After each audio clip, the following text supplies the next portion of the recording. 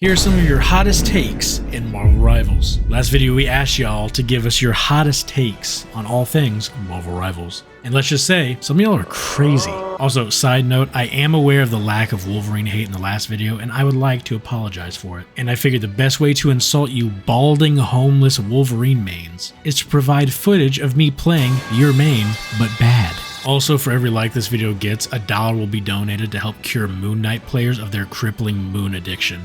Starting off the hot takes, we have Marvel Rivals is slowly falling into the rock, paper, scissors trap of hero shooters, and nothing will stop it from happening. It is inevitable.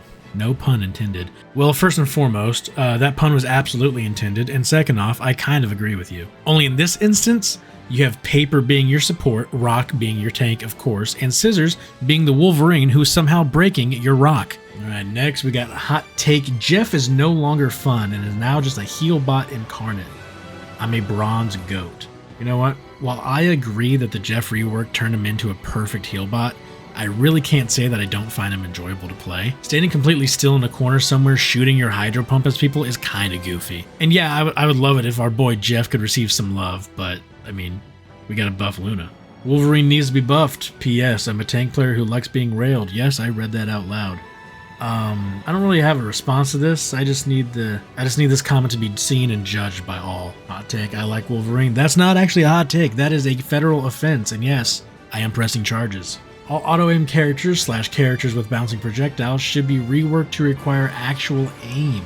Basically what I mean is Squirrel Girl's primary shouldn't bounce off walls, and Scarlet Witch's and C&D's primary should require you to have a crosshair on the target instead of being on your screen within range. Also make Scarlet Witch and Cloak's primary have to reload instead of infinite ammo. Good God.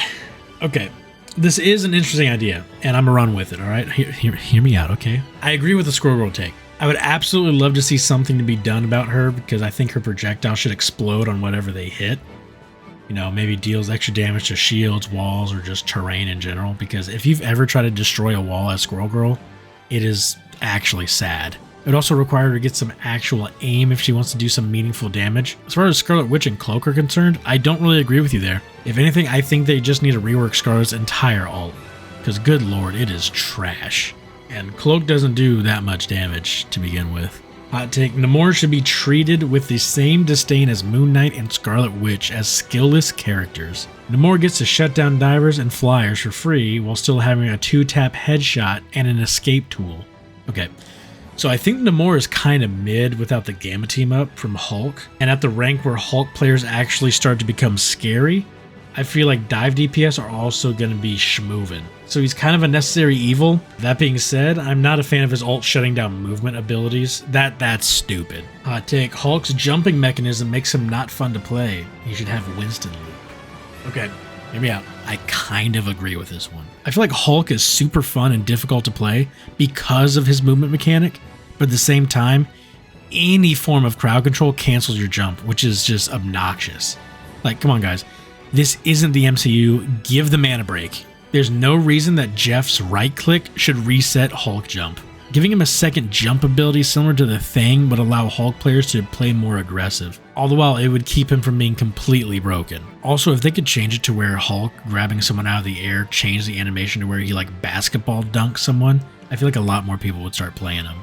Hot take, Spider-Man does not need to be buffed. As long as you play him well enough, he can still work. Okay, to be fair, that can be said with literally any character. I wholeheartedly believe that if you spend the time mastering a character you enjoy, you should be rewarded. The issue with Spider-Man is that he's super fun to play as, but not against. If Spider-Man is weak, then good luck anyone in the metal ranks on winning a game with Spider-Man on your team. But if he's strong, he's a permaban. Realistically, they need to rework his kit, not just adjust the numbers. We got a hot take from Jacob from last game. Squirrel Girl requires skill to play. Yeah, and so does heating up pizza rolls in the microwave. The real skill with Squirrel Girl is explaining to your tank why the enemy supports have ult every 30 seconds. Hot take, this community refuses to acknowledge easy to play characters like Scarlet Witch and Squirrel Girl can carry. And when they do, they never want to give credit when they're 10 and 12 on Hela. You know, I feel like this is calling me out directly after my last statement. But I agree. Again, every character has the potential to carry a game. Some are just easier than others. Typically, a lot of people just like to brush off losing to a cheese character as bad luck and not simply getting outplayed. A lot of people look up tier lists from streamers, follow our Twitch by the way, and then treat said tier lists as law, and then get upset when someone on their team locks in a D tier character. Like, come on dude, let's chill out. Hot take, support should have more variety. Most of them play like heal bots. It's not ego causing people to insta-lock DPS, it's the fact that supports aren't fun at all. It's not a BP or Spider-Man problem, it's a moveset problem. I want a very unique support. Give me a 5-star difficulty support that plays like Asuka from GGS. I completely agree. My favorite 2 supports are Loki and Invisible Woman, mainly because their playstyle is completely different from everyone else. But I would definitely love a more movement-based support, similar to Lucio from Overwatch. We don't talk about that game. Hot take number 2, there's more than enough Gunnar skins in the game. Give me more cool skins. I've never been a fan of that stuff, so I'm biased. But I need at least 1 cool skin per character. Counterpoint, every character should have at least 1 cool skin and 1 Gunnar skin. Perfectly balanced, as all things should be. Hot take, they should give everyone Venom levels of cake. See, this guy agrees with me. I don't even know if this is a hot take, but Magic is without a doubt the most skill-intensive character in the game, with the highest skill ceiling in the game. And that's why people don't play her very often. They would rather play an easy character like Hela, who takes very little skill to do well with. The hardest of disagrees. I believe Magic is the most fair dive DPS, but her biggest skill expression is how many of her E's can you land a game. That being said, I love Magic. She's super fun. And if you ever see me in your ranked games, pray to God I'm not going Magic, because if so, you can legally sue me for throwing your games. And as far as Hela taking very little skill to do well with, if you can hit headshots, but you're not playing characters that can headshot, you're kind of throwing. One tricking will maximum make you have a 50% win rate. Maybe. While I completely agree that you should have multiple characters in your arsenal when you want to play ranked, I also can't deny you your ability to play a character that you enjoy playing as. I'm not your dad, but for the love of God, don't throw a game just because your main got banned, because that's some next level Wolverine main behavior. And you're not a Wolverine main, are ya? BP is easy, it's a bunch of turning. I got 380 hours. His hardest part is going in and out of a fight. Yes, and Formula 1 is just pressing the gas pedal very hard. While I don't think BP is the hardest character to play by far, someone would need to acquire both great game sense and knowledge in order to start performing on BP. Support players aren't just going to stand still for you to kill them, and to get to the ranks where BP players are blowing people up in a single frame, well, let's just say I doubt their tanks will have any issue playing the thing to blow that back out. Hot take, Jeff's rework was totally justified. He is immune to CC when submerged. While I agree Flank Jeff was kinda toxic to the game, I also can't deny that it wasn't fun. For the Jeff. The Jeff rework simply feels like the game devs watched Jeff players slowly deviate from Healbot to DPS, said nuh-uh, supports can't be DPS, nerfed Jeff into the ground, then released Ultron, gave Luna more damage and 30 other buffs. But seriously though, do you know how impossible it would be to kill pre-rework Jeff if he had an Ultron drone on him? I take the Luna and Iron Fist team up as one of the best in the game. Honestly, I agree. It's super underrated. The only problem is convincing one of your DPS to be the tickle toucher known as Iron Fist. But giving an already difficult to dive support like Luna a get out of jail boop is incredibly powerful. I'm honestly surprised I don't see it more often. I think more tanks like Groot need a get off me tool to counter Wolverine. So unfortunately, war criminals like Wolverine exist for the sole reason of stopping incredibly strong tanks like Groot. Giving Groot any form of mobility, extra CC, or just more damage would ruin the game. I mean, did we forget how much of a menace he was last season when Groot was meta? Hard pass. Hot take, the thing is good against flyers if you use his abilities right. Correct. Hot take. The Jeff rework made him way too easy to get MVP/SVP with. I don't even try and I get it with Jeff, and I genuinely don't understand how people say the rework killed him. The people who say Jeff is a healbot actually just hurt anyone who listens to them, because Jeff shouldn't be used as a healbot, and you should play him more like you played him before the rework, but be strategical about your offensive capabilities. That's a fair take. Counterpoint.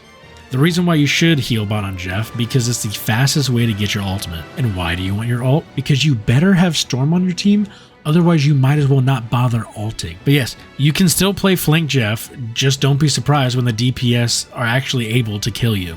Take support ults make competitive a worse experience than quick play. I'm Diamond 1, smiley face. I don't think support ults in general are to blame. I believe the stand in my circle and you'll be immortal ults are the problem. Mana Assault gives decent healing and shielding, while not feeling overwhelmingly powerful. Rocket's Amplifier is also extremely good, but can be destroyed easily, and don't even attempt to play Rocket if they have a Phoenix on the enemy team. Cloak and Dagger have a super high healing ultimate, however, she is extremely easy to kill mid-ult animation, unless you're like me and miss 80% of your Magneto ults. Ultron drops a nuclear bomb on the enemy team. Adam will revive you at the perfect time to make sure that your stat line is worse than it should be. Jeff ult sends him back to spawn, but slower. Basically, if you're not running Luna, Loki, or Invisible Woman, you're at a real disadvantage from the sheer ult value. Does this mean it's an instant loss? No, not at all. Play whoever you want. But I believe other support ults need to be brought up to at least compete with the dancing pop star. Hot take, I think the worst thing Marvel Rivals did was not make Jeff caked up.